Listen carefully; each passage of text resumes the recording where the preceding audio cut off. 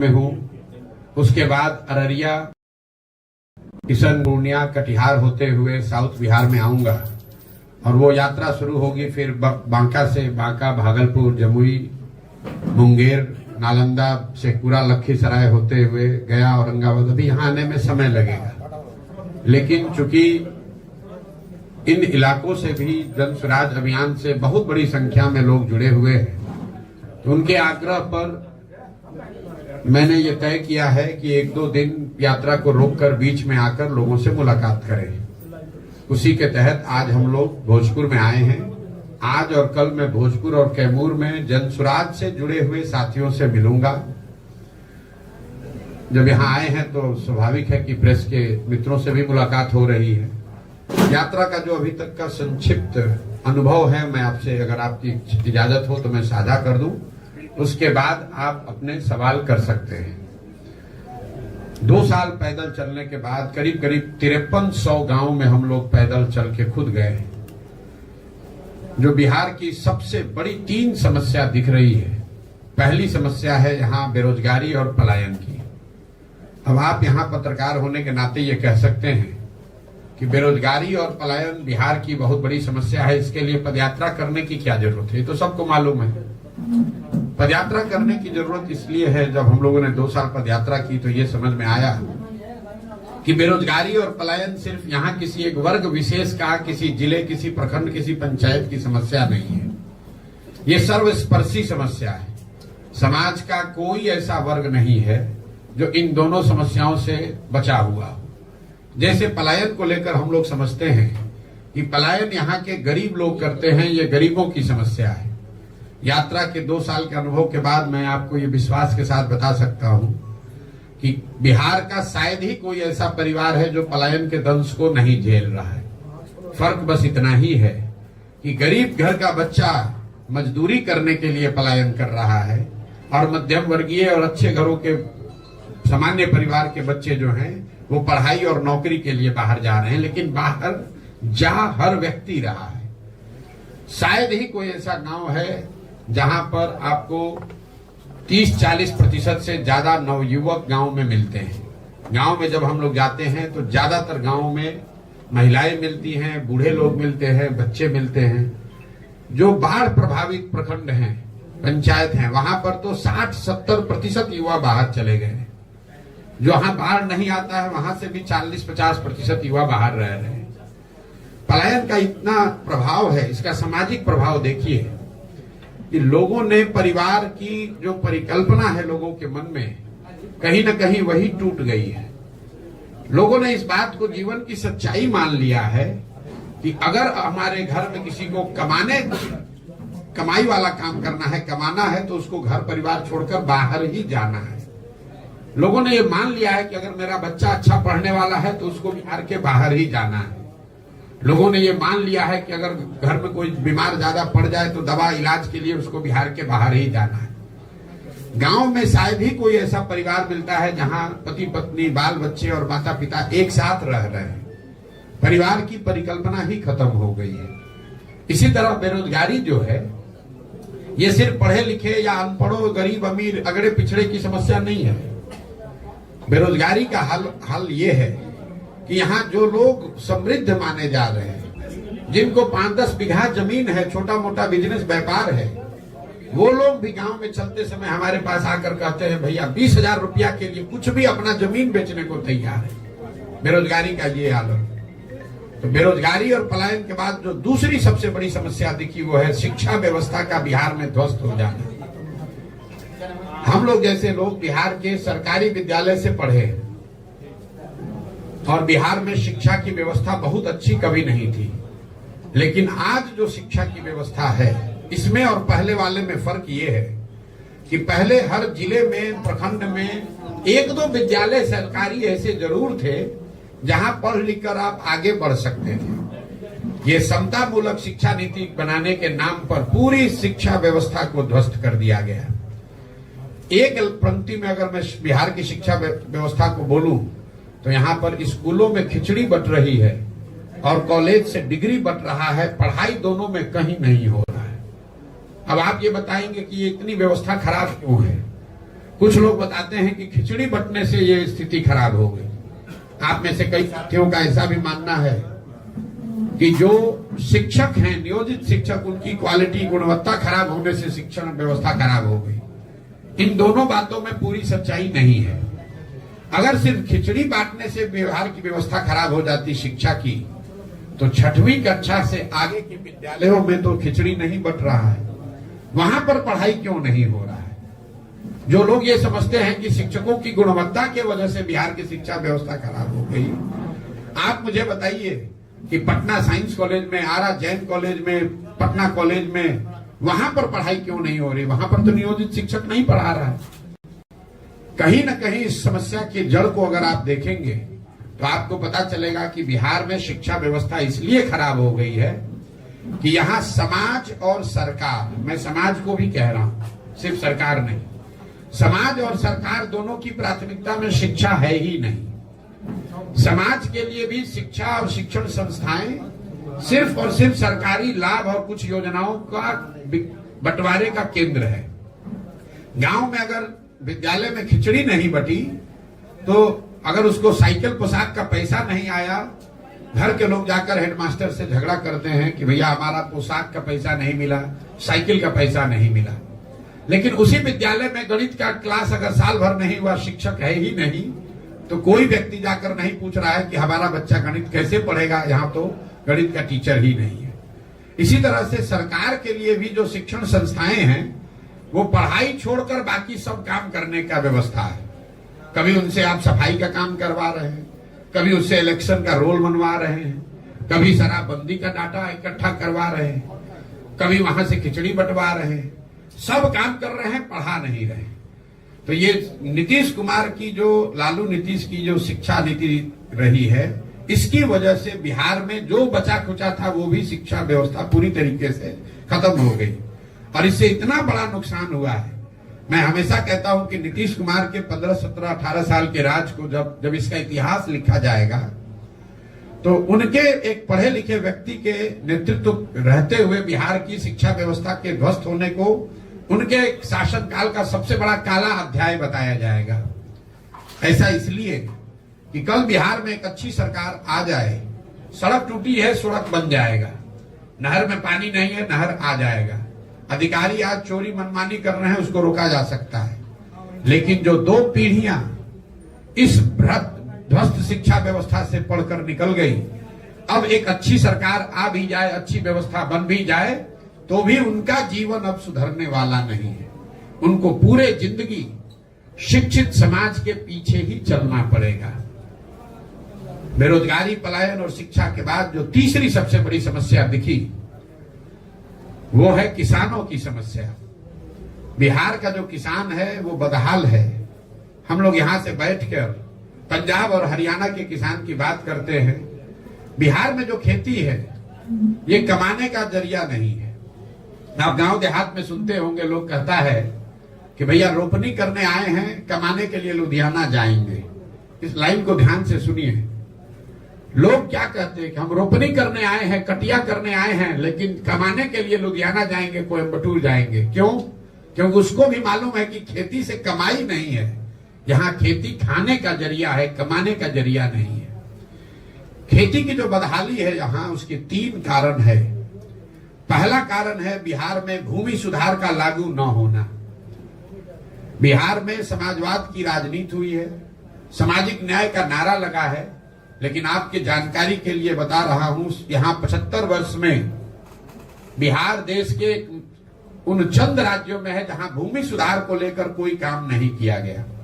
नतीजा ये हुआ कि करीब करीब 1/3 जमीन, इसको याद रखिए, 1/3 जमीन का मालिकाना हक बिहार में डिस्प्यूटेड है। लोगों को पता ही नहीं है कि जमीन का मालिक है कौन। जो मालिक है वो कहीं ना कहीं उसके जमीन के कागज में दिक्कत है, उसका रसीद नहीं कट रहा है, उस पर उसको लोन नहीं मिल रहा है, उसको बेच नहीं सकता है, तो जमीन की प्रोडक्टिविटी कम हो गई। दूसरी जो बड़ी समस्या है, और अभी सरकार ने जो सर्वे का काम शुरू किया है, अभी मैं आपको एक भविष्यवाणी कर देता हूं, 6 महीना में ये जमीन के सर्वे से इतना समाज में भूचाल बवाल खड़ा होना है, क्योंकि जो भ्रष्ट व्यवस्था है पूरा जो राजस्व भूमि सुधार का विभाग है उसके पास ना सुविधा है, ना उनके पास संसाधन है, ना उनके पास ज्ञान है। पूरी जो राजस्व की व्यवस्था है, एक अंचलाधिकारी, उसके साथ 2-3 कर्मचारी और उस कर्मचारी के साथ जुड़े हुए 5-7 अटर्नी जो कि विशुद्ध तौर पर दलाल हैं, यही लोग चला रहे हैं। आप अंदाजा लगाइए कि जब जमीनों का सर्वे किया जा रहा है, इसमें कितने बड़े पैमाने पर हेर फेर और गलती होगी और इससे समाज के कितने लोगों को परेशानी होगी। आप देखिएगा अगले साल मार्च आते आते बिहार के हर गांव में सैकड़ों लोग अपनी जमीन के मालिकाना हक को लेकर अदालतों के और सरकारी अफसरों के पीछे ऑफिसों के में चक्कर लगाते नजर आएंगे। ये बड़ा मुद्दा बिहार में बनने वाला है। दूसरी जो किसानों की समस्या है वो जल का कुप्रबंधन। यहाँ जो विभाग है उसका नाम है जल संसाधन। ये सबसे ज्यादा लूट वाला विभाग है। आप लोग को बता देते हैं, बिहार में हर विभाग में चोरी है, कोई ऐसा विभाग नहीं जहां चोरी नहीं है, लेकिन जल संसाधन से ज्यादा चोरी कहीं नहीं है। अगर आपको एक मजाक की बात बता देता हूं, यहाँ गठबंधन का सरकार चलता है, सब विभाग का बंटवारा होता है, लेकिन जल संसाधन का बंटवारा आज तक नहीं हुआ है। जो मुख्यमंत्री रहता है उसी के पास जल संसाधन रहता है। क्यों? दूसरे विभाग में चोरी कीजिएगा तो उसका कुछ निशान पीछे छूट सकता है, पकड़ में आ सकता है। ये ऐसा विभाग है जिसमें खुद ही से आप बाढ़ लाते हैं, खुद ही से पैसा लुटवाते हैं, खुद ही से सूखा की स्थिति पैदा करते हैं और चोरी करके फिर अगले साल फिर नया कार्यक्रम बनाते हैं। तो बिहार में जो जल संसाधन कुप्रबंधन है, इसका नतीजा ये है कि यहाँ 50% भूमि, इसको आंकड़े को याद रखिए, 50% भूमि बाढ़ से प्रभावित है, लेकिन बाकी का जो 50% है उसमें आधी से ज्यादा भूमि में जल जमाव की बहुत बड़ी समस्या है। ये आपको शायद दक्षिण बिहार में इतना नहीं दिखेगी, लेकिन जैसे ही आप तराई के जिलों से नीचे आएंगे, जो तराई के जिले हैं नेपाल से लगते हुए, वहां पर जल जमाव की समस्या उतनी नहीं है। दोनों चंपारण, सीतामढ़ी, मधुबनी, सुपौल, अररिया में उतना जल जमाव की समस्या नहीं है। लेकिन जब आप गोपालगंज जाएंगे, सिवान जाएंगे, सारण जाएंगे, समस्तीपुर जाएंगे, खगड़िया जाइएगा, बेगूसराय जाइएगा, दरभंगा जाइएगा, यहाँ कोई ऐसा पंचायत नहीं है जहां 2-4-5 हजार एकड़ जमीन जल जमाव से नहीं प्रभावित है। एक बार पानी आ गया, वो पानी निकलता ही नहीं है। और तीसरी जो बड़ी बात है, जो दक्षिण बिहार के लिए भी ज्यादा जरूर समझने वाली बात है, बिहार एकमात्र ऐसा राज्य है जहां पिछले 10 साल में सिंचाई वाली भूमि की मात्रा 11% से कम हो गई। दूसरे राज्यों में सिंचाई की सुविधाओं का विस्तार हुआ। पिछले 10 वर्ष में बिहार में सिंचाई की जो व्यवस्था है वो नहरों के रखरखाव और नलकूप के रखरखाव के अभाव में 11% कम हो गया। आप गांव देहात में चलिएगा तो आप लोगों को दिखता होगा, लोग बताते हैं कि भैया इसोन कैनाल का पानी पहले आता था, अब पानी नहीं पहुंचता है क्योंकि सिल्ट पड़ गया, रखरखाव नहीं हुआ। तो ये आंकड़ा याद रखिए, अगर आज से 10 वर्ष पहले 100 एकड़ जमीन को सिंचाई की सुविधा बिहार में थी तो वो घट के अभी 89 एकड़ ही रह गया है।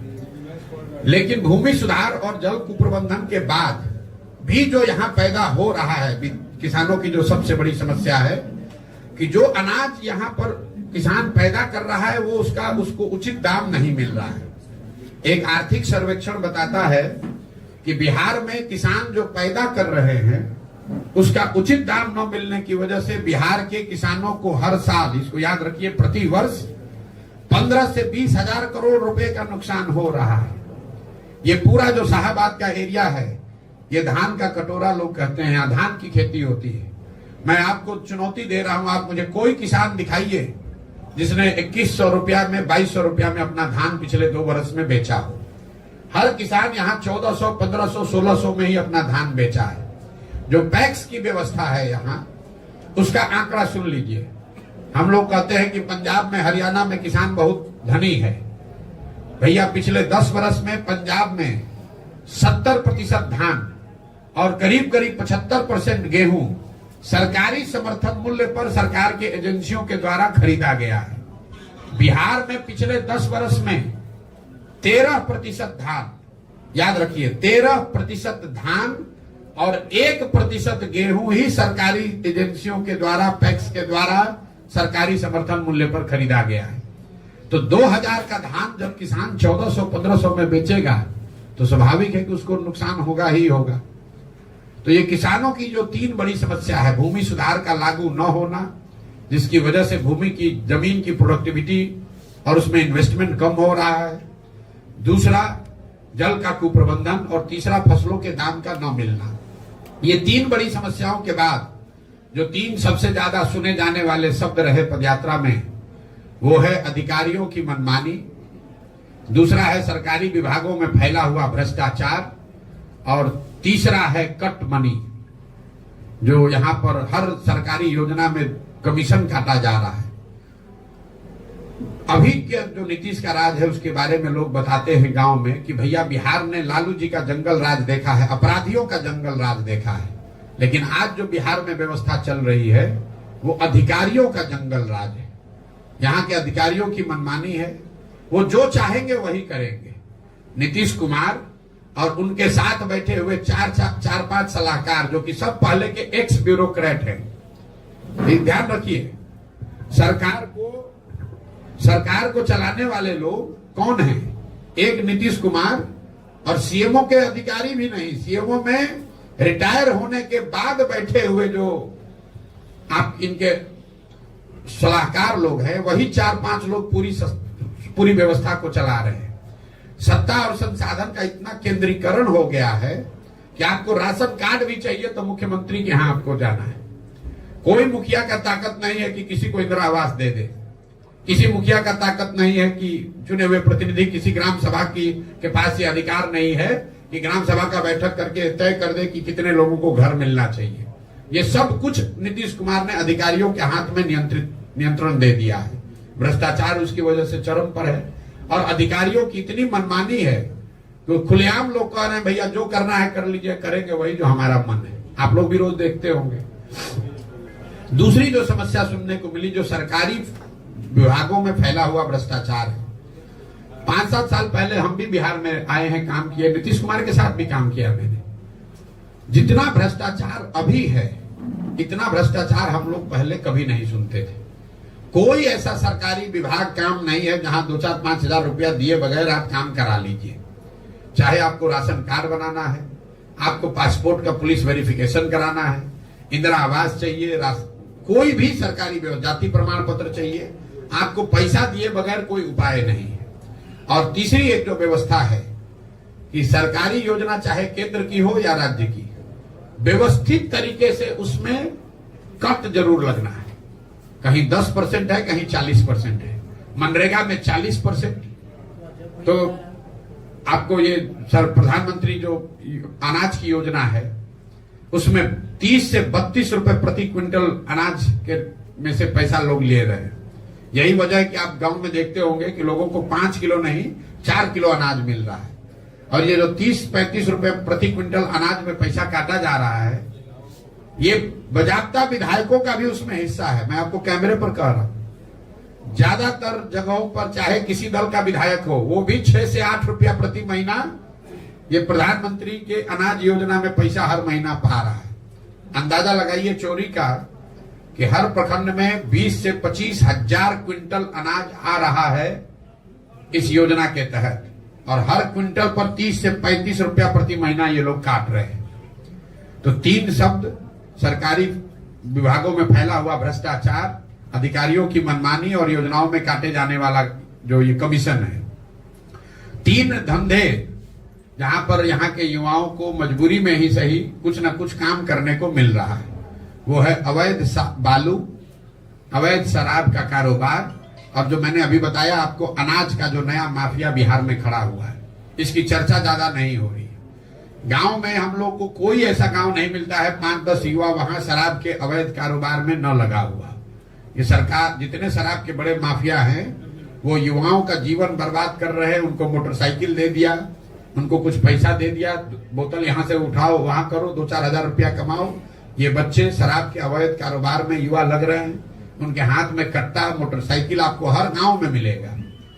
दूसरा, हम लोग रोड पर चलते हैं, अगर 10 ट्रैक्टर ट्रॉली ट्रक मिलता है तो ये मान कर चलिए कि उसमें से 2-3 ट्रक ट्रैक्टर ट्रॉली ऐसा ही होगा जिसमें अवैध बालू का कहीं ना कहीं आवागमन हो रहा है। बालू का यहाँ कारोबार इतना बढ़ गया है इतना बड़े स्तर पर उसमें लूट हो रही है जिसका अंत नहीं है। और तीसरा जो मैंने आपको बताया अनाज का, जो अनाज से ये 30-35 रुपए प्रति महीना लिया जा रहा है, अफसर और जनप्रतिनिधि अनाज तो ले नहीं रहे, तो अनाज को पैसे में कन्वर्ट करना और फिर उसी अनाज को वापस उसी चैनल में भेजना, इसके लिए हर जिले में बाजाब्ता अनाज के माफिया हो गए जो करोड़ों रुपए में डील कर रहे हैं। हजारों टन अनाज को लेकर उससे पैसा कन्वर्ट करना, पैसे को अफसरों और जनप्रतिनिधियों तक पहुंचाना और फिर उसको उसी अनाज को वापस जनता के बीच में भेजना। तो ये 3 उद्योग है नीतीश कुमार ने जो व्यवस्था अभी बनाई है बिहार की। यही 3 उपाय है। अगर आपको रोजगार चाहिए तो या तो शराब का अवैध कारोबार कीजिए, बालू के अवैध खनन में शामिल हो जाइए, दोनों में काम नहीं चल रहा है तो अनाज वाला माफिया से जुड़ जाइए। कुल मिला जुलाकर जो हम लोग का अभी तक का अनुभव है कि बिहार में 2/3 से ज्यादा लोग, चाहे वो जदयू के समर्थक हैं, राजद के समर्थक हैं, भाजपा के वोटर हैं, 2/3 से ज्यादा लोग एक ही शब्द कह रहे हैं, बदलाव। उनको बदलाव चाहिए, परिवर्तन चाहिए। लोग त्रस्त हो चुके हैं। ये जरूरी नहीं है कि 2/3 से ज्यादा लोग जनसुराज को माने, लेकिन बिहार में बदलाव होना चाहिए। इसको लेकर करीब करीब पूरे समाज में एक तरह से यूनानिमिटी है। 2/3 से ज्यादा लोग विचारधारा, धर्म, वर्ग, जाति से ऊपर उठकर ये मानते हैं कि बिहार में बदलाव चाहिए, नई व्यवस्था चाहिए, नया विकल्प चाहिए। और 2 अक्टूबर को जनसुराज लोगों के साथ मिलकर बिहार के 1 करोड़ लोग, जो हम लोगों ने संकल्प लिया है, 1 करोड़ लोग मिलकर जो नया दल, नई व्यवस्था बना रहे हैं, ये हम लोगों का मानना है कि वो बिहार में नया विकल्प बनेगा, जनता का विकल्प बनेगा। और अगले 10 वर्ष में बिहार को देश के 10 अग्रणी राज्यों में शामिल करने के लिए सही लोग, एक सही प्रोग्राम, एक विजन और सही प्रयास करने के लिए एक जो शुरुआत की गई है, इसका फायदा आने वाले समय में बिहार के लोगों को मिलेगा। बहुत बहुत धन्यवाद। और आपका जो सवाल है वो आप कर लीजिए। पहले आप पॉलिटिकल पार्टीज के लिए स्ट्रेटजी बनाते थे, आपने बिहार की समस्याएं गिनाई, आपके मन में वो सारे सॉल्यूशंस भी होंगे जो शायद आप पॉलिटिकली इन्वॉल्व होने के बाद बिहार में जब आप शासन में आएंगे या फिर आपके विधायक जीतेंगे तो आप उस चीज को इम्प्लीमेंट करेंगे। भाई ऐसा है कि मैं ऐसे उन लोगों में से नहीं हूं जो मानता है कि सब कुछ हम ही को पता है। अगर हम ही को सब पता होता तो हमको गांव-गांव पैदल चलने की जरूरत क्या थी। आप में से कई लोगों को लग रहा है कि पहले जो मैं काम करता था और अब मैं जो काम कर रहा हूं इसमें फर्क है। मैं आपको बता रहा हूं दोनों में कोई फर्क नहीं है। फर्क बस इतना है कि पहले मैं दल और नेताओं को बताता था कि आप अपने दल का संगठन बेहतर कैसे बनाइए, किन मुद्दों पर चुनाव लड़िए, कौन से मुद्दे जनता के पास लेकर जाइए, किसको टिकट दीजिए, चुनाव का प्रबंधन कैसे कीजिए, प्रचार कैसे कीजिए, सोशल मीडिया कैसे चलाइए ताकि आप चुनाव जीतिएगा। काम तो हम आज भी वही कर रहे हैं। फर्क बस इतना है कि पहले दल और नेता के लिए करते थे, अब बिहार की जनता के लिए कर रहे हैं। बिहार की जनता को गांव-गांव जाकर बता रहे हैं कि भाई तुम्हारे पास पैसा नहीं है तो कोई बात नहीं है, तुम्हारे पास बाहुबल नहीं है, जाति नहीं है तो कोई बात नहीं है, लेकिन बिहार में अगर नया विकल्प बनाना है, नई व्यवस्था बनाना है तो तुम आओ, साथ में जुड़ो और तुमको ये दल बनाने में, नया विकल्प खड़ा करने में, चुनाव लड़ने में जो मदद चाहिए वो जनसुराज के माध्यम से प्रशांत किशोर देंगे। वही काम कर रहे हैं। सर, आपके ओपोनेंट लगातार फंडिंग को लेकर सवाल खड़े कर रहे हैं कि प्रशांत किशोर ने आखिर पैसा कहाँ कमा लिया कि इतने सारे लोगों को। अब पहले भाई ऐसा है कि अपोनेंट से पहले पूछ लीजिए कि अभी तक तो ये कह रहा था कि प्रशांत किशोर इतने बड़े बिजनेसमैन हैं कि बड़े बड़े नेताओं को सलाह देते हैं और सैकड़ों करोड़ रुपया कमाते हैं। तो अगर वो बात ठीक है तब तो हमारे पास पैसे की कमी होनी ही नहीं चाहिए। हम 1-2 को नहीं 10 को राज्य में सरकार बनवाए हैं, हमको पैसे क्या कमी है। और अगर वो बात सही नहीं है तो पहले मानो कि पहले झूठ बोल रहे थे। हम आपको बता रहे हैं, जिस दिन से पदयात्रा कर रहे हैं उस दिन से बता रहे हैं कि पैसा कहां से आ रहा है। पैसा उन जगहों से आ रहा है, उन लोगों से के पास से आ रहा है जिन लोगों को पिछले 10 वर्ष में प्रशांत किशोर ने कंधा लगाया है, उनकी मदद की है, उनको जिताने में मदद किया है, उनकी सरकारें बनवाई हैं। पैसा उनसे आ रहा है। पैसा सरस्वती से आ रहा है। हम लोग क्या कहते हैं, जिसके पास सरस्वती जहां है वहां लक्ष्मी की कोई कमी हो नहीं सकती है। पैसा प्रशांत किशोर के बुद्धि से आ रहा है। प्रशांत किशोर अपनी बुद्धि को गिरवी रख रहे हैं। प्रशांत किशोर ये जाकर कह रहे हैं कि हम तुमको हर तरह का सलाह देंगे, जो जरूरत पड़ेगी सलाह देंगे, तुम हमारी पैसे से मदद करो। क्यों करो? हमको अपार्टमेंट नहीं बनाना है, हमको यहाँ मॉल नहीं खोलना है, हमको बेनामी संपत्ति नहीं बनाना है। पैसा इसलिए चाहिए कि बिहार में गरीब से गरीब का लड़का भी अगर काबिल है, वो चुनाव लड़ना चाहता है, उसके सामने बालू माफिया है, शराब माफिया है, ये लूट कर बैठे हुए बड़े बड़े दल है, कैसे चुनाव लड़ेगा? पैसे की वजह से कोई गरीब का बच्चा पीछे न छूट जाए, इसके लिए हमने जाकर कहा है कि पैसे की चिंता मत करो, पैसा का चिंता जनसुराज करेगा। ये लोग क्या कहेगा जो पैसा लेके टिकट बेचता है, ये हमसे क्या बात करेगा? आप लोग पत्रकार हैं, कभी आपने पूछा कि आरजेडी के पास पैसा कहां से आता है? जदयू वालों ने पैसा कहां से कमाया है? भाई प्रशांत किशोर तो पहले कुछ बिहार से बाहर करते थे, इन दोनों दलों की कोई हैसियत नहीं है बिहार के बाहर, तो बिहार में इनके पास पैसा आया कहां से? इनके पास पैसा आता है बालू और शराब माफिया से, इनके पास पैसा आता है अधिकारियों के ट्रांसफर पोस्टिंग से, इनके पास पैसा आता है जो आपके हमारे बच्चों का हक लूट कर ले जाते हैं, उससे ये राजनीति करते हैं। इनका हिम्मत है कि हमसे बोलेगा कि पैसा कहां से आता है? हम पैसा चोरी किए? कोई बिहार का आदमी खड़ा होकर बता दे 1 रुपया भी प्रशांत किशोर ने किसी से लिया हो, अगर एक किसी का मैंने चाय भी पिया हो तो बता दे।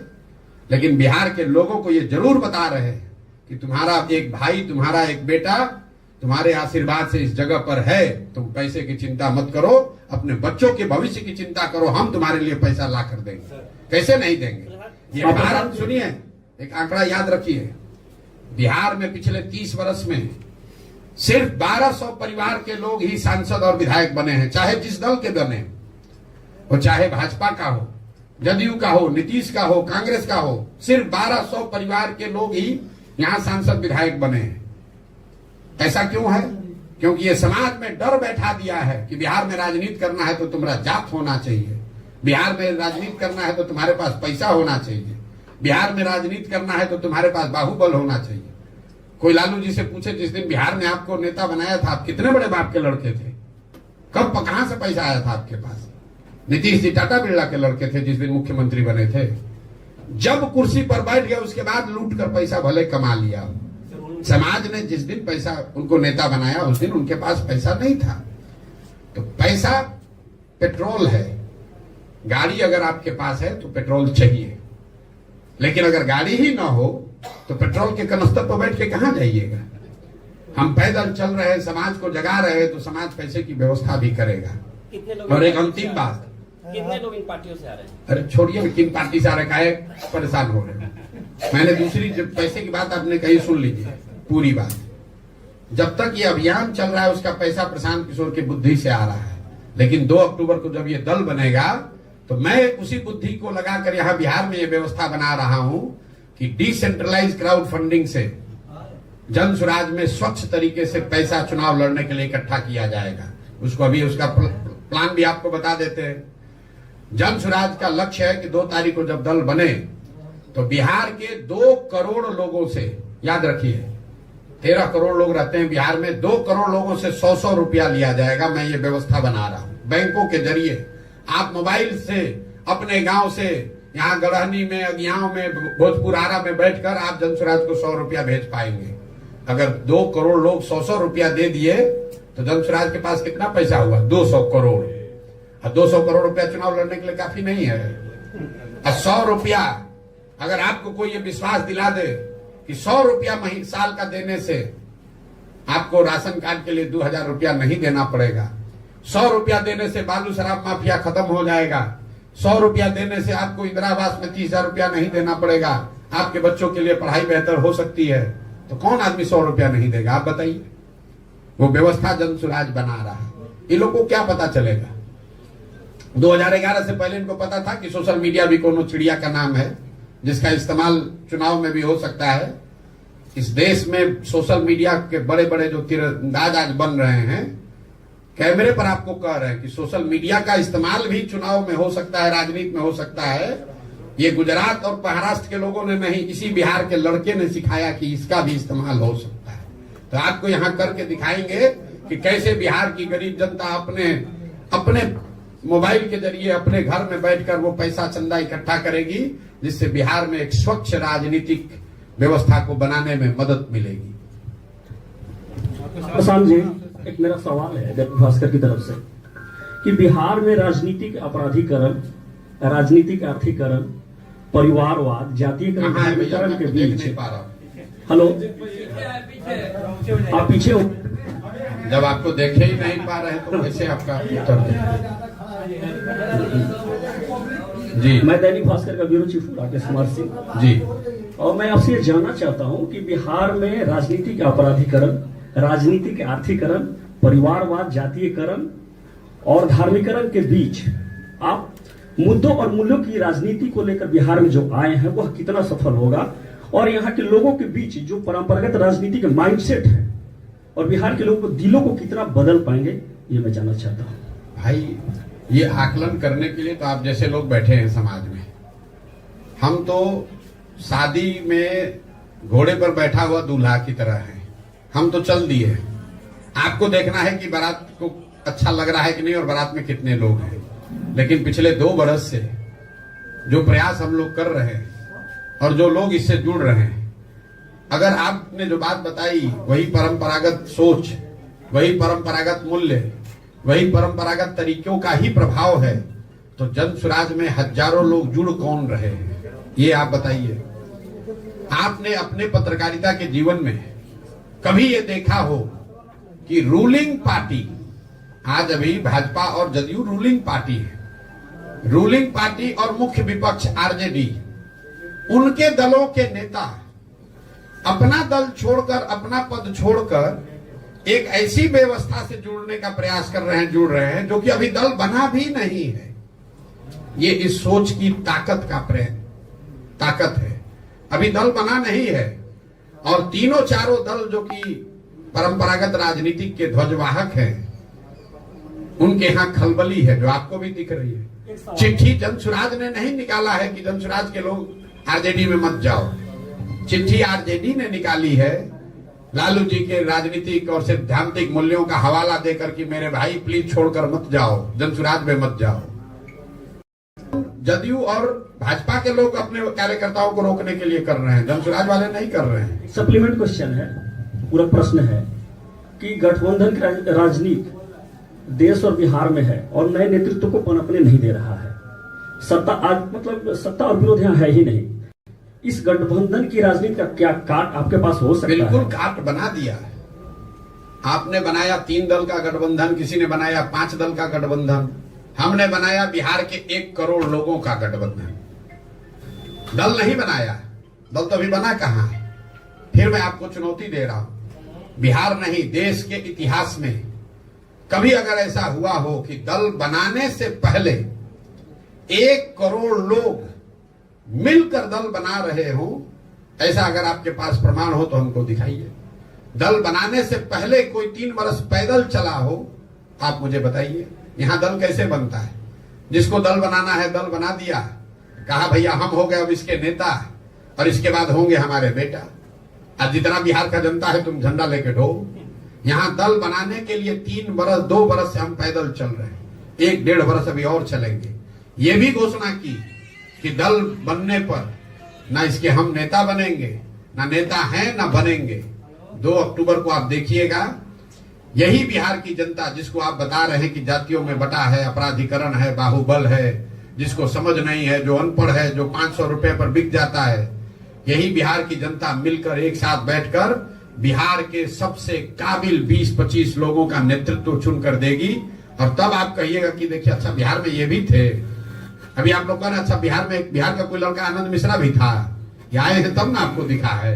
आपको कहां पता था कि असम में जो सबसे बढ़िया आईपीएस अफसर है वो बिहार का लड़का है। ऐसे लोगों को गांव-गांव से, जैसे हम रोज कहते हैं, जैसे दही को मथ के आप मक्खन निकालते हैं, दही में मक्खन है आपको दिखता नहीं है, लेकिन उसी दही को आप मथ देते हैं तो उससे बढ़िया सफेद मक्खन निकलता है। तो बिहार का समाज भी उस जमे हुए दही के जैसा हो है, जिसमें मक्खन है, जिसमें अच्छे लोग हैं।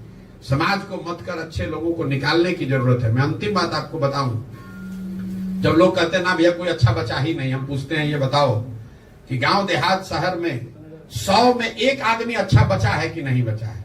तो कहता ना 100 में 1-2 तो अच्छा है ही है। तो अगर 100 में 1 आदमी भी अच्छा बिहार में बचा है तो 15 लाख लोग हुए। हमको तो बिहार सुधारने के लिए 10,000 लोग चाहिए। बिहार सुधारने के लिए 100-150 अच्छा विधायक चाहिए। बिहार सुधारने के लिए 5,000 10,000 बढ़िया मुखिया सरपंच चाहिए। अगर 100 में एक आदमी भी समाज में अच्छा बचा है तो बिल्कुल इसको किया जा सकता है। एक सवाल है, जिस तरीके से आप अभी रणनीति बना करके एक नया संगठन बनाने जा रहे हैं, इसी तरीके से दिल्ली में एक समय अरविंद केजरीवाल भी मिलता जुलता आपसे रणनीति बना करके नेता बने और आज उन पर कई एलिगेशन लग रहे हैं, जेल जा रहे हैं, उनके कई वकील। आप पत्रकारिता करते हैं तो सवाल पूछने से पहले थोड़ा बहुत तो अध्ययन करके पूछना ही चाहिए। अरविंद, मैं कम से कम 2 वर्ष में 50 जगहों पर मैंने ये बताया है कि प्रशांत किशोर का आंदोलनों में कोई यकीन नहीं है। आम आदमी पार्टी आंदोलन से निकली हुई पार्टी है, अन्ना के आंदोलन से। प्रशांत किशोर का आंदोलन में कोई यकीन ही नहीं है। इसलिए नहीं कि अन्ना के आंदोलन में क्या हुआ कि जेपी के आंदोलन में क्या हुआ। मानव सभ्यता के इतिहास को दुनिया में आप पढ़िएगा तो आपको पता चलेगा कि आज तक फ्रांस की क्रांति को, आंदोलन को अगर अपवाद के तौर पर हटा दिया जाए तो दुनिया में किसी भी आंदोलन से समाज के सृजन का काम नहीं हुआ है। आंदोलन जो है, इसको समझिए, आंदोलन जो है वो तेज हथियार है जिससे आप बड़े से बड़े वृक्ष को काट सकते हैं। उस हथियार से आप बड़े से बड़े नेता को हरा सकते हैं, सल्तनत को सत्ता से हटा सकते हैं, सल्तनत को उखाड़ सकते हैं। उससे नए समाज का सृजन नहीं कर सकते। यहां बिहार में जेपी का आंदोलन हुआ, उससे तब की सरकार, दिल्ली की सरकार, इंदिरा गांधी को हटा दिया गया, लेकिन उससे देश और बिहार में नए समाज का सृजन नहीं हुआ। जन सुराज में हमने कोई आज तक धरना प्रदर्शन नहीं किया, बिहार बंद का कॉल नहीं किया, किसी को गाली गलौज नहीं करा, किसी अधिकारी के कार्यालय पर जाकर धरने पर नहीं बैठे, ये भी नहीं कहा कि वोट किसको दो, किसी नेता के खिलाफ भी कुछ नहीं बोला। सिर्फ इतना जाकर बोले कि तुमने भैया जिस चीज के लिए आज तक वोट दिया वो तुमको मिला, तुमने एक ही चीज के लिए जीवन में वोट नहीं दिया, वो है अपने बच्चों के पढ़ाई और रोजगार की बात। तुमने वोट दिया मंदिर के लिए, तो तुम्हारे वोट से ही मंदिर भले अयोध्या में बना है, तुम्हारा वोट का ताकत है कि मंदिर वहां बना है। तुमने वोट दिया 5 किलो अनाज के लिए, तो कितना भी भ्रष्टाचार है 4 किलो अनाज मिल रहा है। तुमने लालू जी को वोट दिया गरीबों को, पिछड़ों को आवाज के लिए, तो लालू जी का चाहे जितना जंगल राज हो, उसमें और कुछ हो चाहे नहीं, गरीब और पिछड़ों को, वंचितों को आवाज मिल गई। नीतीश को आपने वोट दिया बिजली के लिए, तो नीतीश के राज में कितना भी बिहार में बदहाली हो, बिजली घर घर आ गई। लोकतंत्र की इस ताकत को समझिए, वोट की इस ताकत को समझिए। आपका पूरा दिमाग इसमें लगता है कि वोट किसको दें। जन सुराज ये कह रहा है कि इसका कोई महत्व ही नहीं है कि वोट किसको दें, महत्व इस बात का है कि वोट किस बात के लिए दें। तो हम लोग ये कह रहे हैं कि वोट जिसको देना है दो। 2 बरस के मेरे वक्तव्यों में आप कहीं दिखा दीजिए कि हमने लोगों को कहा हो कि वोट जन सुराज को दो। हम ये कह रहे हैं कि वोट जिसको देना है दो, लेकिन वोट अपने बच्चों के लिए दो, अपने बच्चों के पढ़ाई परवरिश और उनके रोजगार के लिए दो। मंदिर के लिए नहीं, नाली गली के लिए नहीं, नेता के बच्चे के लिए नहीं, अपने बच्चों के लिए वोट दो। यही बात बता रहे हैं। तो इसमें आम आदमी पार्टी से इसमें क्या कंपैरिजन है? आम आदमी मिलता जुलता, आपका चेहरा भी हमसे मिलता जुलता है। तृणमूल भी बना होगा तो उससे भी कुछ मिलता जुलता आपको दिखेगा। डीएम के भी कभी बना होगा द्रविड़ियन आंदोलन से, तो भी आपको कुछ मिलता जुलता दिखेगा। मिलता जुलता क्या होता है भाई? वो एक आंदोलन से निकली हुई पार्टी है जहां कुछ लोगों ने ये कहा कि हम वो जानते हैं कि ये कानून लाने से भ्रष्टाचार रुकेगा। हम कह रहे हैं भैया हमको कुछ नहीं पता, हम बिल्कुल उसका उलट बता रहे हैं और आपको उसको मिलता जुलता दिख रहा है।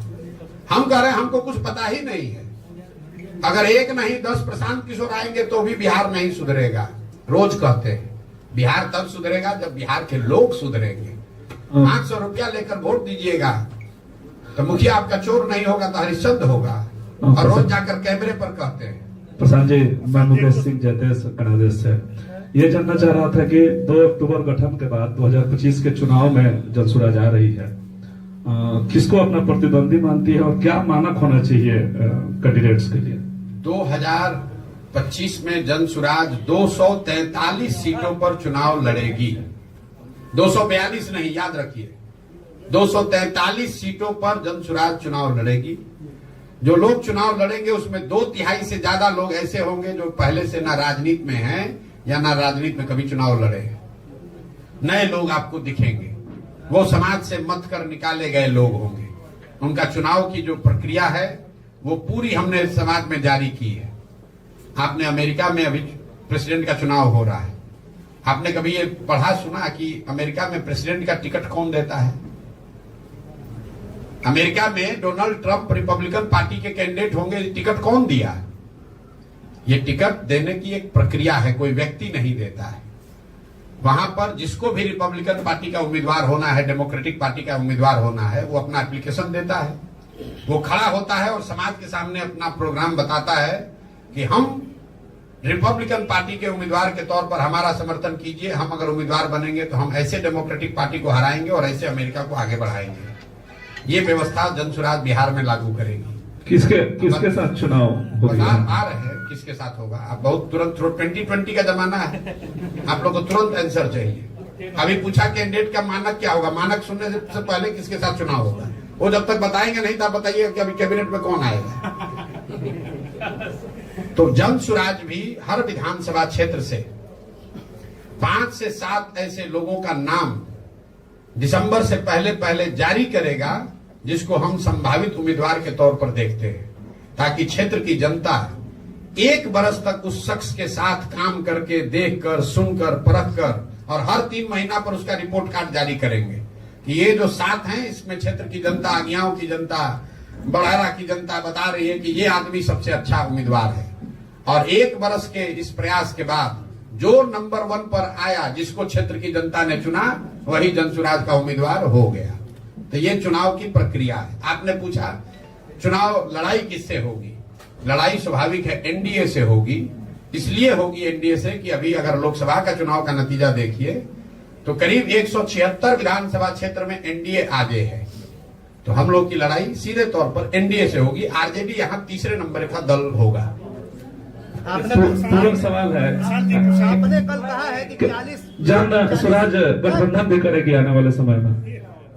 243 पद जनसुराज लड़ेगा तो गठबंधन करेंगे 500 मतलब सीट उसके आगे बढ़ा रहे हैं विधानसभा में। नहीं मतलब गठबंधन में लड़ेगी या अकेले लड़ेगी? जब बोला कि जनसुराज 243 लड़ेगा तो गठबंधन और जनसुराज में अगला चुनाव होगा, आप देखते जाइए। नेशनल पॉलिटिक्स को लेकर सवाल है। भोजपुर में आई बनी, भोजपुर में आई बनी पे लड़ा जाता है और बिहार में पॉलिटिक्स अलग होता है, समीकरण अलग होता है। मेरे भाई ऐसा है, यहाँ एनडीए के उम्मीदवार, एनडीए के मुख्यमंत्री नीतीश कुमार हैं और उनके सहयोगी दल हैं भाजपा।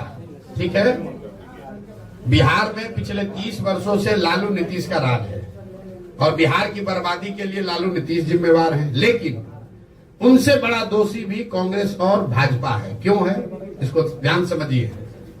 लालू जी चाहे बिहार के जितने बड़े नेता हों, अपने जीवन में सिर्फ एक ही बार बिहार अपने दम पर जीत कर आए हैं। बाकी सारे समय बिहार को चलाने, लूटने का जो उन्होंने काम किया वो कांग्रेस की बैसाखी से किया। कांग्रेस ने वो बैसाखी लालू जी को दी कि बिहार की जनता से जनमत नहीं होने के बाद भी लालू जी 15 वर्ष तक यहाँ राज कर पाए कांग्रेस की मदद से। कांग्रेस ने ऐसा क्यों किया? क्योंकि उनको दिल्ली में 10, 15, 20 सांसदों का लालच था। 15-20 सांसदों की लालच में उन्होंने बिहार और बिहार के बच्चों का भविष्य लालू के हाथ में गिरवी रख दिया। यही काम आज भाजपा कर रही है। नीतीश बाबू आज तक जीवन में बिहार में कभी जीते ही नहीं है। इस विधानसभा में उनको 42 विधायक है, लेकिन मुख्यमंत्री हैं कैसे हैं? क्योंकि पीछे से भाजपा वाला अपना बैसाखी दिए हुए है। तो एनडीए से लड़ाई इसलिए है कि चेहरा नीतीश कुमार है और दोनों बैसाखी दिया है भाजपा वाला। तो ये लोग और क्यों नीतीश को आगे किया है? 12-15 सांसदों के लालच में। क्या भाजपा को नहीं पता है कि बिहार देश का सबसे गरीब और पिछड़ा राज्य है? मोदी जी जिस विकास की बात कर रहे हैं, उनको ये नहीं पता है कि बिहार में क्या हो रहा है? उनको सब पता है।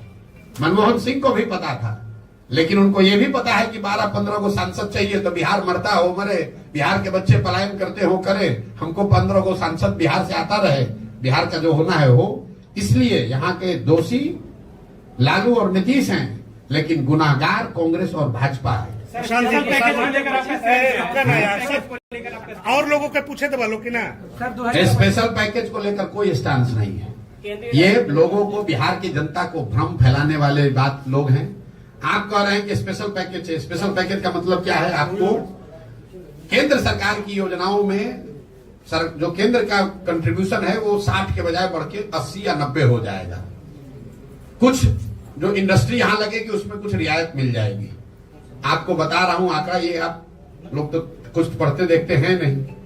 पिछले फाइनेंशियल ईयर में बिहार सरकार ने 51,000 करोड़ रुपया सरेंडर किया है, अपना पैसा, जो पैसा हम लोग को मिल सकता था 51,000 करोड़ रुपया बिहार सरकार ने सरेंडर किया है, क्योंकि यहाँ पर इतने काहिल अफसर और सरकार है कि जो पैसा मिल रहा है उसका भी इस्तेमाल नहीं कर रहा है, और जो पैसा आया उसमें 30% 40% चोरी कर रहा है, भ्रष्टाचार कर रहा है। तो ज्यादा पैसा आ जाएगा तो ज्यादा चोरी करेगा, उससे कैसे सुधार हो जाएगा? भाई आप बिहार की शिक्षा व्यवस्था पर 50,000 करोड़ रुपया खर्च कर रहे हैं और 50 गरीब का बच्चा भी नहीं पढ़ रहा है। अगर 50,000 करोड़ के बजाय 70,000 करोड़ मिलने लगेगा तो क्या उससे बिहार की व्यवस्था सुधर जाएगी? भाई आप अपना घर नहीं सुधारिएगा, अपनी पात्रता नहीं सुधारिएगा तो कितना भी कोई पानी डालेगा तो बाल्टी अगर आपका चू रहा है तो कितना भी पानी डालेगा उसमें पानी टिकने वाला है। और इनको विशेष राज्य का दर्जा का ध्यान कब आता है? जब चुनाव आता है। भाई अभी तो एनडीए की सरकार यहां पर भी है और केंद्र में भी, काहे नहीं विशेष राज्य का दर्जा दे रहे हो, काहे नाटक कर रहे हो? छोड़िए विशेष राज्य का दर्जा का बात। हमने कहा कि सबको मालूम है कि अभी केंद्र में जो सरकार है वो नीतीश के समर्थन से के बगैर नहीं चल सकती है, माइनॉरिटी है। आपने कहीं सुना कि नीतीश कुमार ने यह कहा कि भाई बिहार में बंद चीनी मिलों को आप चालू कीजिए, हम लोग आपको केंद्र में समर्थन देंगे? नीतीश कुमार को फुर्सत है? वो जाकर वहां दिल्ली बतिया रहा है कि हमारा मिनिस्टर कौन बनेगा, हमको सीट क्या वो मिलेगा, 25 के बाद हमारी क्षमता नहीं है लेकिन 25 के बाद मुख्यमंत्री हमको खाली घोषित कर दो, हम तुमको समर्थन देंगे। आपने कहीं ये सुना कि नीतीश कुमार ने कहा हो कि चीनी मिल चालू होगा बिहार में तब हम समर्थन देंगे? आपको क्या लगता है अगर केंद्र की सरकार को यह कह दिया जाए कि बिहार के सांसद आपको तब समर्थन करेंगे जब केंद्र यहाँ के चीनी मिल चालू हो, तो चीनी मिल चालू होगा कि नहीं होगा? होगा कि नहीं होगा? आप बता दीजिए। अगर न भी हो, कम से कम कल एक टास्क फोर्स बनेगा, कल उस पर विवेचना शुरू होगी, कल चर्चा शुरू होगी कि चीनी मिल कैसे चालू किया जाए। विशेष राज्य का दर्जा नहीं मिल रहा है, चीनी मिल चालू कराने के लिए कंडीशन काहे नहीं रखे? क्यों नहीं रखे?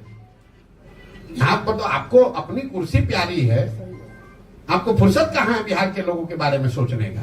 बिहार का आदमी तो जाति के नाम पर आपको वोट दिए देगा, आप कहिए बंधुआ मजदूर। प्रशांत जी, एक सवाल है, अभी तेजस्वी यादव 10 तारीख से यात्रा पे निकल रहे हैं, इसको आप कैसे देखें? कैसे देखें? आप बताइए, आप बताइए, वैसे देख लें।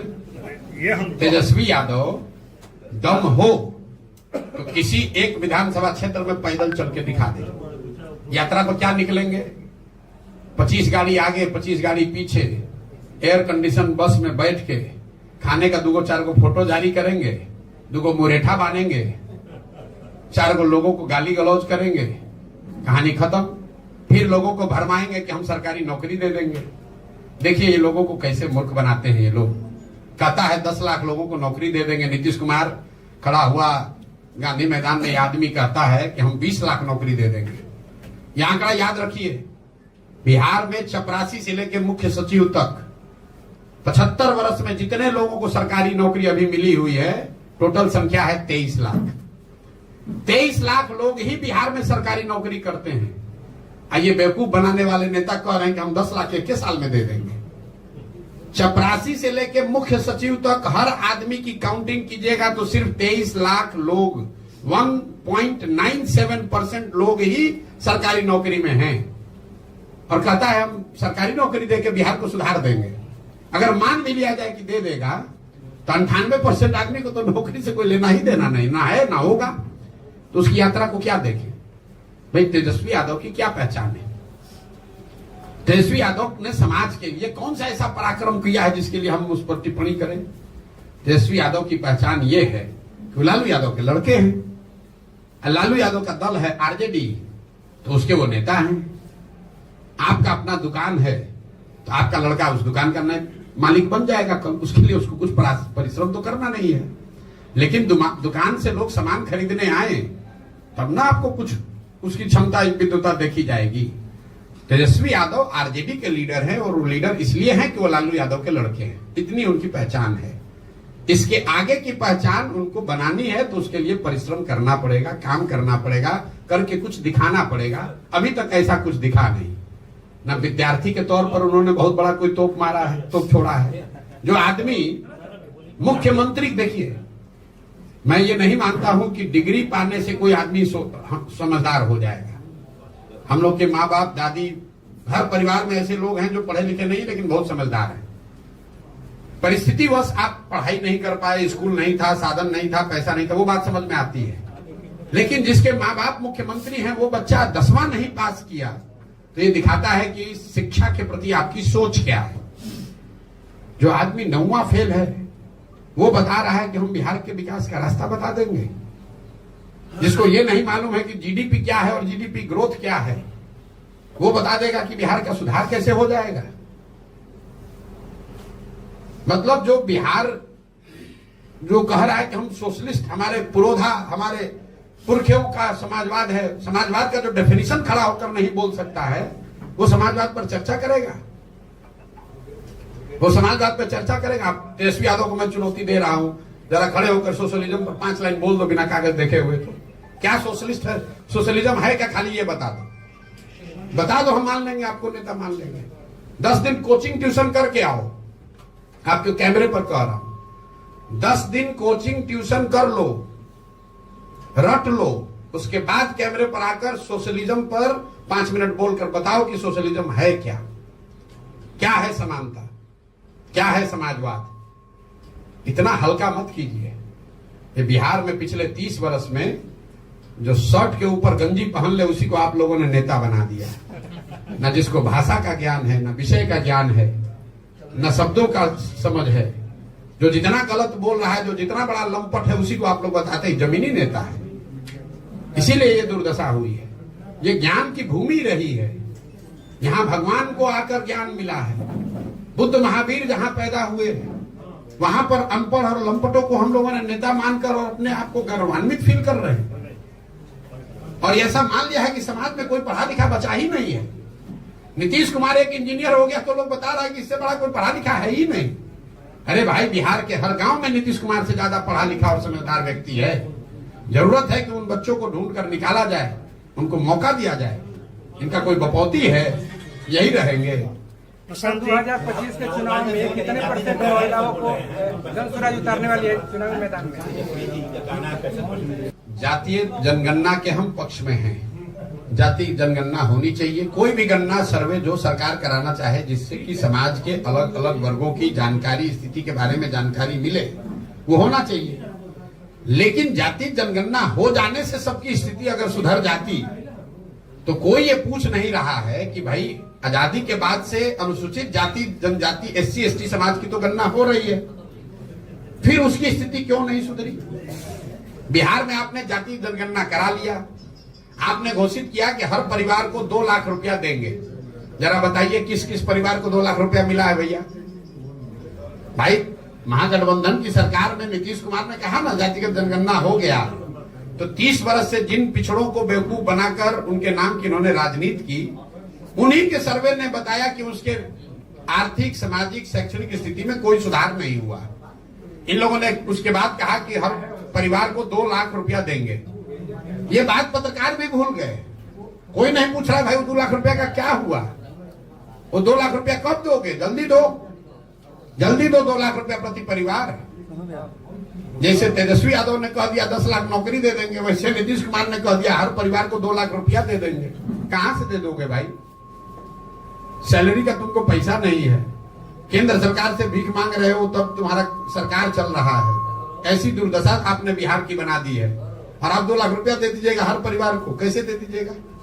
और अगर दे सकते हैं तो दे दीजिए, हम लोग आपका करेंगे, आपका सम्मान करेंगे अगर आप ये कर दीजिएगा।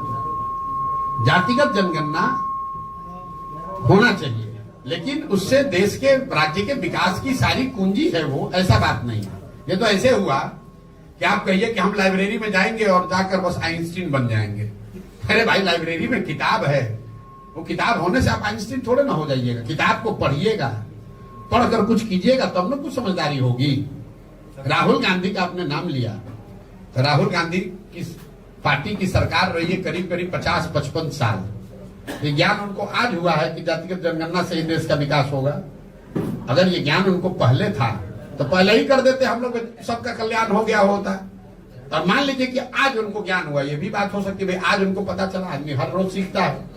तो अगर आज ज्ञान हुआ है तो छोड़िए देश का बात, कर्नाटक में, तेलंगाना में, हिमाचल में 3 जगह कांग्रेस की सरकार है, वहां पर तुरंत जातिगत जनगणना कराना चाहिए और कराकर कर्नाटक, तेलंगाना और हिमाचल की गरीबी को दूर कर देना चाहिए।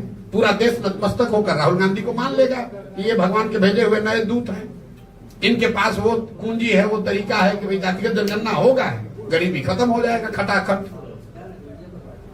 कल आपने कहा था कि 40 सीटों पर मुस्लिम कैंडिडेट उतारिएगा, अगर 19 सीटों 40 सीटों पर आरजेडी अगर कैंडिडेट उतारती है मुस्लिम, तो आप क्या करेंगे? मेरे भाई, मैंने कोई मुसलमानों के नजरिए से नहीं कहा है। जो जन स्वराज का फॉर्मूला है, जन स्वराज सिर्फ काबिल आदमी को चुनाव लड़ाएगा, हमारे लिए काबिलियत पैमाना है। लेकिन हर समाज में चुनाव तो 243 आदमी लड़ेगा और बिहार में काबिल तो लाखों लोग हैं, तो उसमें से किस समाज के कितने काबिल लोगों को लिया जाए, उसके लिए यह फॉर्मूला बनाया गया कि जिस समाज के लोगों की जितनी संख्या है उसको उतनी भागीदारी, उस समाज के उतने काबिल लोगों को भागीदारी मिल जाएगी। उस हिसाब से मुसलमानों की आबादी अगर 18% है तो करीब करीब 40 सीट पर काबिल मुसलमान आदमी लड़ना चाहिए।